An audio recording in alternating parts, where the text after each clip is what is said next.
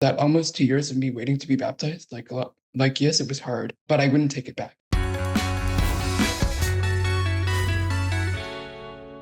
Hi, and welcome back to another episode of Saints Unscripted. We have another conversion story today from Louis in Quebec City in Canada. How are you doing today? Doing great, you? Yeah, I'm doing wonderful, thanks. So, his conversion story has a whole lot of trials, a whole lot of faith building and growth. So, I'm really excited for you guys to hear it because I think it's a message a lot of people need to hear. So, Louis, where does the story begin? It basically begins with a Facebook request from a missionary. Wow. So you know how sometimes on Facebook you have these accept or deny or decline um, requests. Well, I got one from a missionary who I didn't know, obviously. We had a mutual friend who had been taught, but I didn't think much of it. But I don't know why, but the Spirit told me to accept it. And just to tell you, I had never heard of the Latter-day Saint Church. I had never heard of the Church of Jesus Christ of Latter-day Saints or even the name Mormon. I had heard the Tabernacle Choir, but I had not heard anything else about that. And I didn't associate it with the church.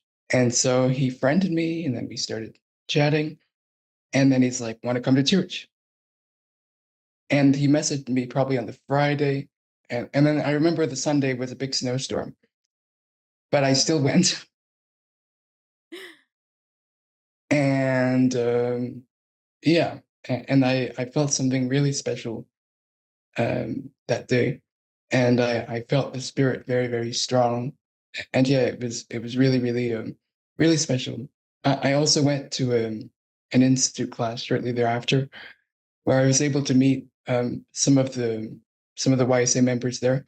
I didn't really understand a lot of it. Like it was very it was a class about eternal families, so it's very, very theologically Latter-day Saint centered that I wasn't used to. I grew up. My family was Catholic, but I didn't practice growing up.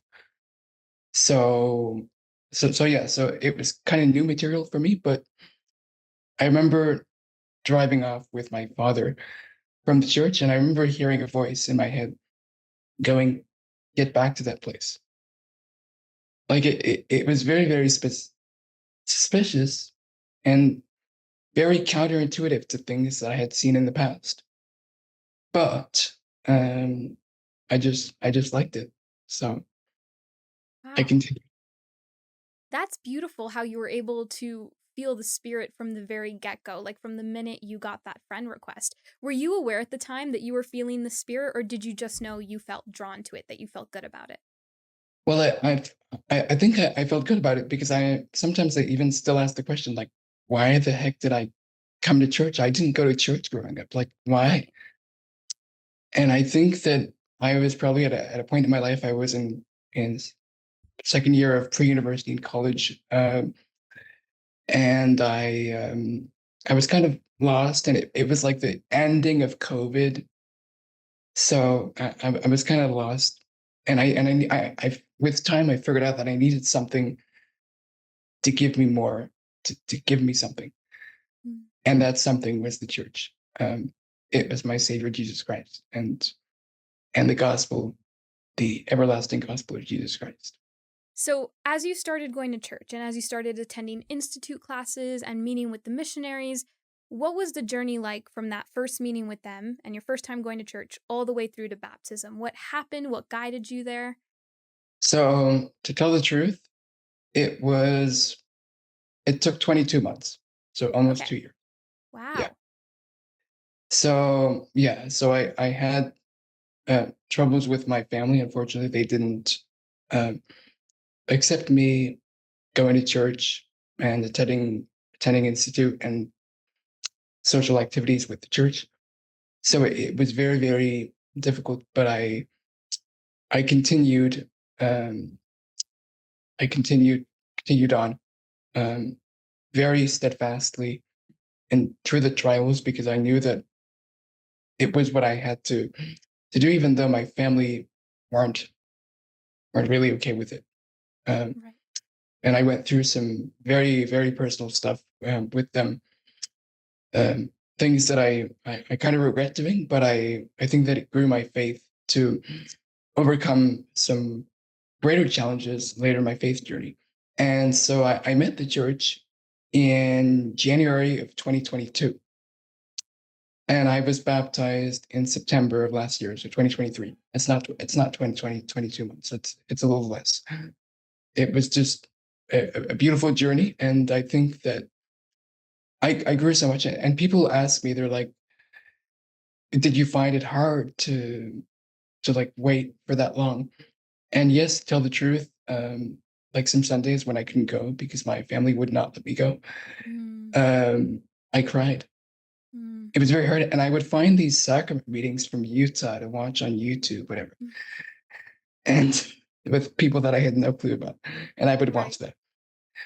Um, it was just an interesting experience. And I remember those first lessons with the missionaries, what fascinated me, I think, is the plan of salvation, about how we were we were spirits before, and then we had a purpose here on earth, and then we're going to go back and live with our heavenly Father again. That was really really special. I'll always remember my two missionaries from the Canada Montreal mission in the spring of 2022 teaching me that, and it was 2 hours. The lesson lasted over Zoom, 2 hours, and I was just fascinated by it. I was crying the whole way through Oh, that's because it was really really challenging. And then this summer, I had a feeling. I went to a YSA conference in the Canadian capital, which is Ottawa, with friends. And then on the way back from there, my friend, who is a temple worker, tells me, "I'm going to the temple. If you want to see the temple, um, you can go, and I'm going to go and serve there." Um, so a few weeks later, I went to the temple with her and with three other good friends of mine. And then I waited in the front waiting room for the people to clear up after the baptism session and the endowment session had started. And then I said a really, really long prayer, a really sincere one too. And I'm like, I'm in the house of the Lord. I've got to make this happen. Like something, a miracle is going to happen.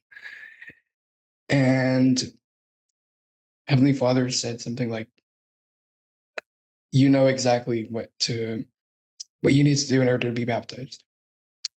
And sure enough, about 3 weeks later, I was baptized. Uh, oh, wow. because my parents, even though it's still a little bit hard for them, um, they're starting to see that I changed, and my family and my friends have been really really supportive and really really just so great with me, and I've made so many great friends too, and the sense of community is really strong, and I think that um, that's what I was kind of drawn to.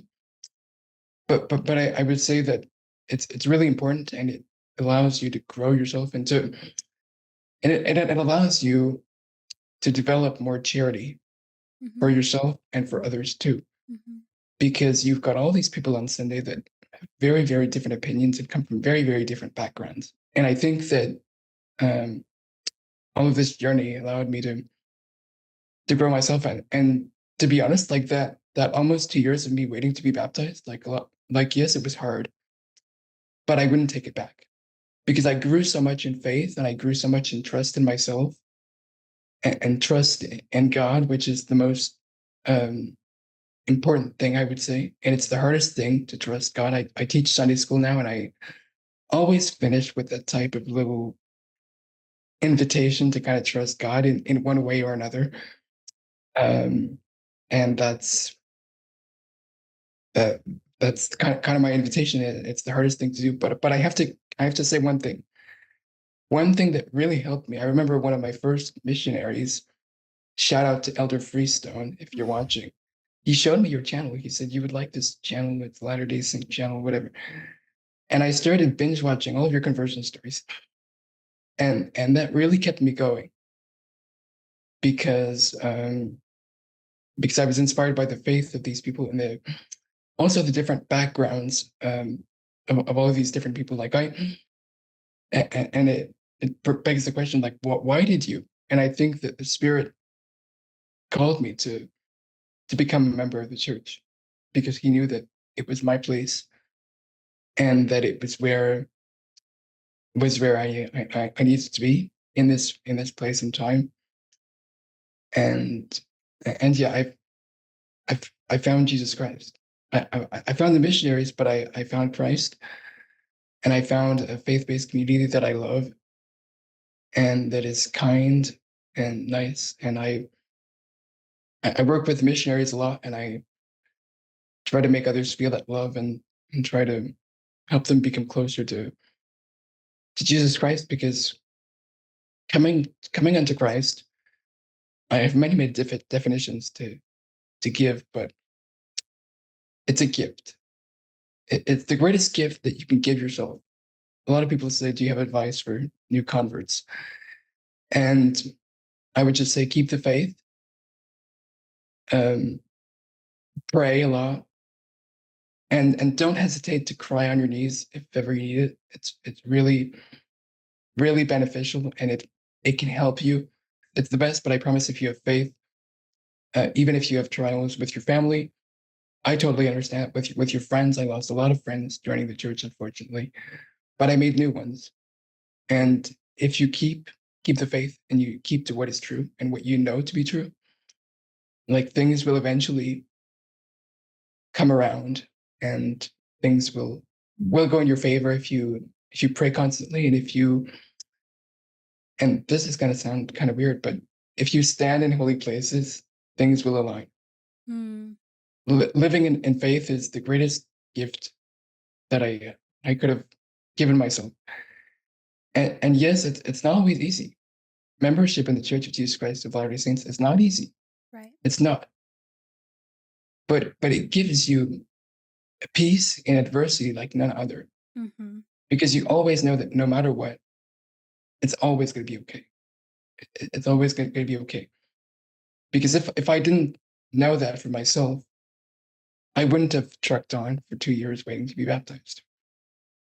I would not. Absolutely. I would not, because it required a lot. But then I'm so happy that I'm here, and that I'm able to share the story with everyone. And yeah, I'm probably going to go on a mission very soon, maybe the end of this year or the early next year. Yes, I want to share the message of the gospel of Jesus Christ with everyone, because I know it to be true. I truly believe that your story shows well, you in your story show so much devotion and patience and perseverance, resilience, really. It's so fascinating because 2 years is a long time, and to stay that consistent with something over that period of time and face as many trials as you did, especially losing support from people so close to you, a lot of people would have just left or given up. So good for you for continuing forward and allowing yourself to be led by the Spirit and continuing with the messages you were receiving. I love what you said about just allowing yourself to cry if you need to. Just always remember to trust God and depend on Him. It's very important to cry if you need to, and express your emotions, because it can be hard, and it's alleviating. And I know that God listens to our prayers, and that He's there. What you said about that reminds me of John 11:35 in the New Testament. It says Jesus wept, and that's actually my favorite verse. It's very short, very to the point. But it's when he takes a moment to sit and cry before he goes into the room to raise Lazarus from the dead. So not only is he validating the grief that's around him, but he's also feeling that emotion himself. And it just goes to show, when you're crying over a trial that Christ knows he can solve, Christ knows that he will solve it, and Christ knows how it's going to work out for you. It's not like a lack of faith or a lack of trust. Crying to the Lord actually shows more faith than trust, because you can't predict the future. You don't know what's going to happen, Yeah. and you're being humble enough and vulnerable enough to show that fear and share it with him and say, "Lord, I know that this is in your hands. I am feeling this way about it, and I'm just going to be honest with you and express that." And that kind of invites him in to sit with you and be with you. Humility is an amazing Christ-like virtue that's so important Hmm. to develop, and it's a hard one. Even when I go out with the missionaries, or I teach, or I I'm serving in the church, you you're put into these positions of authority sometimes, and it can be difficult. But you have to stay humble, and you have to remind yourself that you're doing and you're serving God. A lot of authority figures I've met in the church actually have expressed to me that at one point or another, like maybe when they were first called, they experienced imposter syndrome and they really had to rely on their faith and the Lord to guide them through that. Now, as someone who is called to teach in Sunday school, did you ever feel like, why was I asked to teach? How do I know what to teach? You know? Well, it's funny because when I met my bishop the first time after I joined the church, Hmm. they do this first interview, and I said, I would like to teach, and sure enough, two months after that, they called me to a teaching position. But yes, I do feel like I'm in the right place, and eventually, like when they first called me, like I didn't ask myself questions. I'm like, why did they call me this to this position? I'd been investigating for 2 years, but I honestly don't know if I'm that good at deep doctrine. But honestly, I love it. Hmm. I love it, love it, love it because I can share so much of my testimony, and I learned so much from my students too, and from their experiences. And when you have a tough calling, I would say like just persevere through it and find yourself in that calling too, in that responsibility, because it'll bless you, and there's always help there if you need it. Absolutely. There's a reason why you were called there, and Yes, you have to keep that in mind no matter how nervous you might be about the position. exactly. Yeah. And that also requires trust in the Lord. So, Yes. thank you so much, Louis, for sharing your story and coming on here. You mentioned earlier how you had seen the conversion stories on Saints Unscripted before and how you like that they're from different backgrounds and they talk about different trials and overcoming different things. And I feel like yours is just going to add to that list that we have. So, thank you so much. Appreciate it. No, it's a pleasure. It's a Yeah. very great pleasure, and I hope that other people can see this, and then they can share this and see that I've been through it, and I hope that I can help maybe that person that I was originally, um, in my conversion, and helping them to know that it's going to be okay Mhm. and that they need to push through it. Thank you guys so much for watching. If you have any questions or comments, feel free to share them with us, and we'll see you next time.